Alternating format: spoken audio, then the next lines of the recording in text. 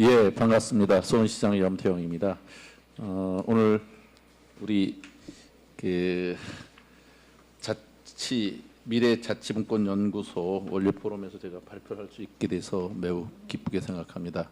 특히 늘 에너지 넘치고 왕성한 안승남 구리시장님과 같이 이런 자리에서 사례를 발표하게 돼서 저도 매우 뜻깊게 생각합니다. 우리 참 지방자치로 보면 20만 정도 되는 도시의 시장 굉장히 해볼 만하고 늘 현장을 다 챙길 수 있어서 그야말로 지방자치의 그 원래의 모습 딱 손아귀에 들어오는 그런 지방자치의 규모가 아닌가 하는 생각이 듭니다. 그러니까 아주 재미난 사례들도 많이 만들 수 있다 하는 생각이 듭니다. 문석진 회장님 아마 서대문에서 하신 여러 사례도 지금 입이 건질거릴 겁니다. 우리도 이런 걸 많이 했는데 하는 소개하고 싶은 사례들이 많을 텐데 어쨌든 저도 10년째 시장을 하는 입장에서 그동안 감염병도 여러 번 겪고 그래서 우리 시가 보다 선도적으로 했던 몇 가지 사례를 여러분들께 안내를 해드리도록 하겠습니다. 예. 보통 자연재난이 있죠. 태풍, 홍수 같은 거. 그리고 사회재난이 있는데 사회재난은 감염병, 화재 같은 거죠. 그 외에도 많은 재난재해가 있는데 이것을 1차적으로 관리하고 책임지는 것이 기초지자체입니다. 우리로서는 기초지방정부가 해야 될 것인데 이것을 지금 좀 전에 안승남 시장님 말씀하신 것처럼 과잉 대응, 신속 대응, 또 피해를 최소화하게 하는 것 이런 것이 현실적인 목표이죠. 그동안 우리가 재난이 발생했을 때 우리는 어떻게 대응했을까 한번 보면 2015년 메르스 당시에 의원님도 하셨지만 저는 시장을 하면서 이것을 최전선에서 생생하게 경험을 했습니다.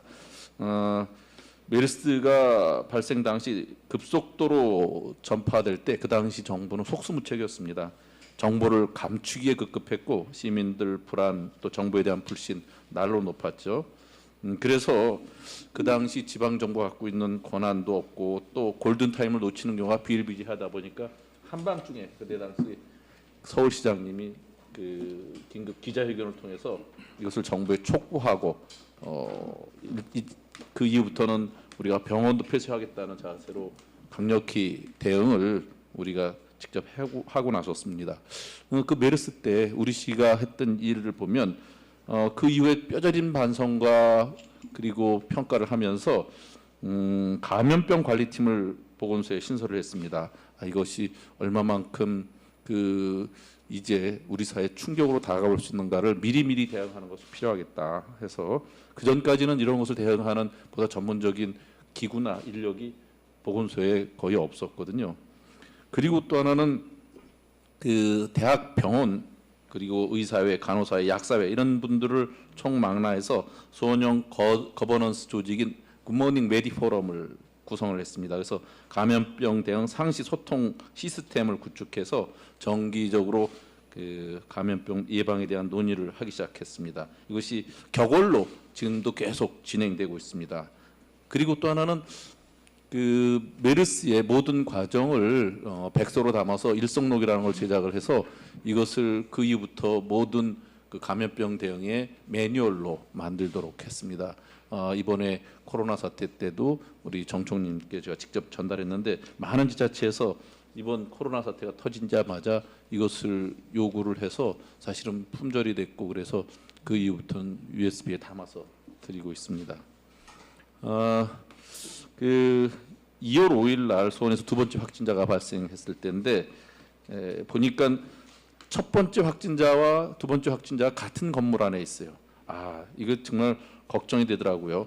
한국형 가옥 구조는 확진자가 발생하면 다른 사람 같이 있는 한 반드시 감염시킬 수밖에 없게 돼요. 그래서 확진자의 밀접촉자는 처음부터 원천적으로 격리해 주는 게 필요하겠다 싶어서 이것을 2월 달부터 바로 접촉자에 대한 임시 생활 시설을 운영하게 됩니다. 수원에는 수원 유스 호스텔이 있는데 그것을 지정을 해서 접촉자 임시 생활 시설로 지금 2월부터 했으니까 지금 5개월째 이것을 운영 중에 있습니다. 또한 3월 초 지나니까 우리 시에서 확진되는 발생 확진자보다도 더 많은 것이 해외에서 입국자가 그 메르스에 코로나에 감염돼서 입국하는 거예요. 그래서 이것을 지역 확산으로 확산되는 것을 방지하기 위해서 임시 검사 시설을 만들어서 운영하는데 이를테면 안심귀가 서비스라고 총칭해서 얘기할 수 있어요. 공항에서 수원 시민은 콜밴을 대고 한 분씩 별도로 태워서 임시 생활 시설인 임시 검사 시설인 수원 선거 연수원으로 넣고 그 선거 연수원에서 거기 임시 검사 시설, 임시 선별 진료소를 놓고 거기서 검사를 하게 한 다음에 음성인 분은 집으로 보내는데 집에 있는 가족은 호텔을 우리가 업무 협약을 체결해서 70% 가격이 할인된 가격으로 가족을 보내는 안심숙소 서비스를 시작했는데 이곳이 해외 입국자에 대한 처음부터 끝까지 전체를 관리하는 거예요. 그렇게 하다 보니까 해외 입국자 한 명당 한 7, 80만 원의 경비가 듭니다. 그럼에도 불구하고 그분들이 집으로 가서 확진돼 왔을 때 주변을 감염시킬 수 있는 위험성에 비하면 그것은 우리가 감당할 만하다 하는 생각 갖고 했는데 1,000명 가까운 분들을 이렇게 격리해서 검사를 해서 그 안에서 4명이 나왔으니까 그 4명이 집으로 갔으면 가족을 감염시켰고 또 주위에 엄청난 피해를 줄 수 있었기 때문에 우리로서는 아주 다행스럽게 생각합니다. 그리고 그 외에 공공 마스크 오부제 시행으로 마스크 대란이 발생해서 감염병 취약계층에게는 직접 줄 서서 약국에서 사라고 할 수가 없어서 노약자, 장애인, 임산부 이분들께 제공할 마스크를 위해서 우리 시에 있는 15개 과장급으로 구성된 부서장들로 마스크 원정대, 반지 원정대처럼 이렇게 구성을 해서 경기도 내 78군데 마스크 공장에 다 나가서 몇 개씩이라도 다 사오게 해서 20만 개 가까운 마스크를 확보해서 노약자, 장애인, 임산부들에게 제공을 하게 됩니다. 예, 그 외에도 마스크 배송반이라고 약국에 마스크를 배달하는데 그 약국에 배송하는 업체가 2억 개인데 500개 되는 마스크 배송 시스템을 다 맞출 수가 없어요. 그래서 공무원들이 나눠서 매일같이 마스크를 약국에 배송하고 또 약국엔 한 분 약사가 계신 분이 그 많이 몰려오는 사람들을 제대로 판매할 수가 없어서 약국에 나가서 직접 판매를 옆에서 도와주는 약국 지원 인력들을 갖고 물론 좀 전에 우리 보다 성능 좋은 무슨 재질로 했다고요? 스타킹 재질. 스타킹 재질.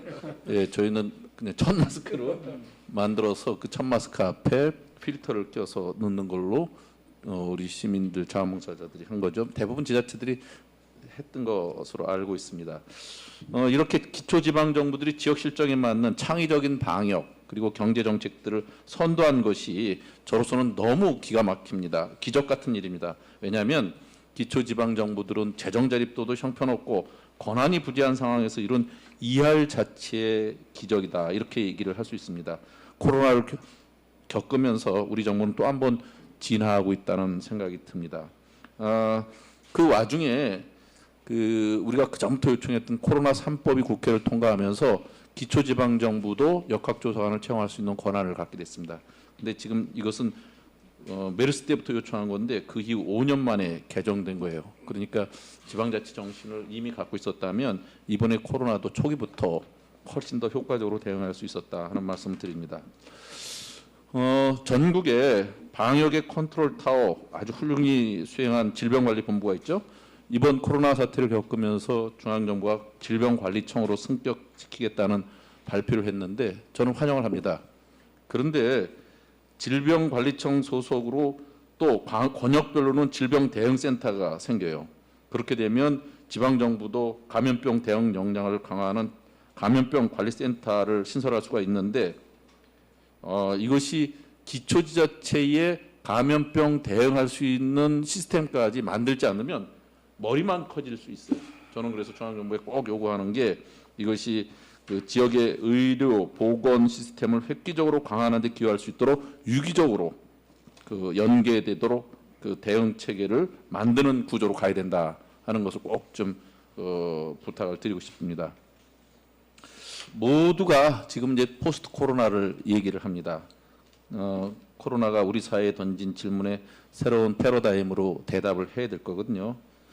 이것은 결국은 중앙 주도의 경제 개발이 지속 가능한가 하는 문제와 맞닿아 있는데 우리 사회의 안전망에 대한 심각한 문제 제기가 요구되는 거라고 생각합니다. 그래서 새로운 패러다임에 입각한 새로운 정책 내용들이 쏟아질 텐데 저는 그 한가운데 우리 사회에 자치분권이 있다고 생각합니다. 우리 정부의 운영 방식이 지금과 같은 중앙과 그리고 그 중앙의 헤드 중심으로 돼 있어서는 이것을 효과적으로 대응할 수 없다. 중앙과 지방정부 또 국가와 시민이 보다 이런데 효과적으로 대응할 수 있는 우리 사회 개혁 프레임으로 나아가는 것이 꼭 필요하다 하는 말씀을 드립니다. 새로운 이런 감염병이 등장하는 가장 큰 원인은 결국은 생태계 파괴, 기후 변화 문제인데 그러다 보니까 이번에 정부 대책도 코로나 포스트 코로나의 그 새로운 과제로 그린 뉴딜이 조명을 받고 있습니다.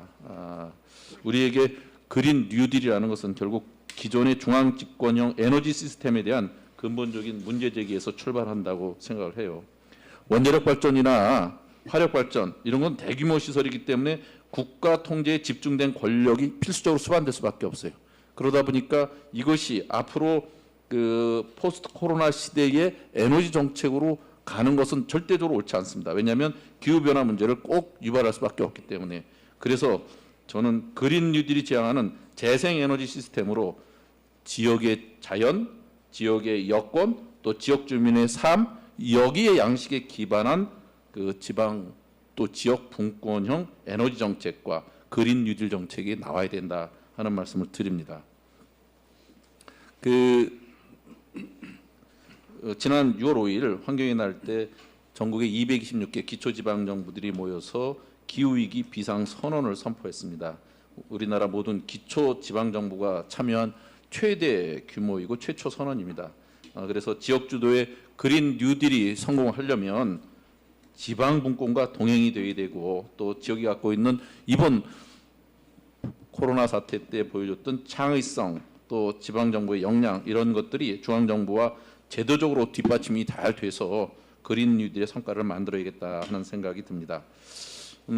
지난 4월 29일 날 우리 사회는 또 다른 큰 아픔을 경험하게 됩니다. 이천 물류센터의 공사장 화재 사건입니다. 38명이 돌아가셨습니다. 이와 같은 대형 화재 참사의 원인은 열악한 노동 환경이라고 할 수 있는데 최소한 안전조차도 작동하지 않는 열악한 노동 환경과 불법 병장을 방치했기 때문에 이렇게 큰 피해를 났죠. 그래서 저는 현장을 잘 아는 지방 정부가 노동 환경 감시 권한이 있어야 된다 하는 말씀을 또 드리고 싶습니다. 지역사회 중심의 사회 안전망을 강화하기 위해서는 복지 안전망과 노동 안전망이 양대축으로서 꼭 필요하다. 이것이 포스트 코로나 시대에 꼭 뉴 노멀로 나와야 된다 하는 생각을 합니다.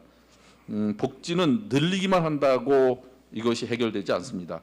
질서 있는 체계 구축이 반드시 전제돼야 된다 하는 말씀을 드리면서 이를 위해서는 또 전국의 기초정부들이 200개 이상이 참여하는 복지대타협 특별위원회를 만들어서 정책 대안을 만든 것이 있는데 이것이 중앙정부하고 긴밀히 그 정책의 내용을 앞으로 제도화하기로 했다는 말씀도 드립니다.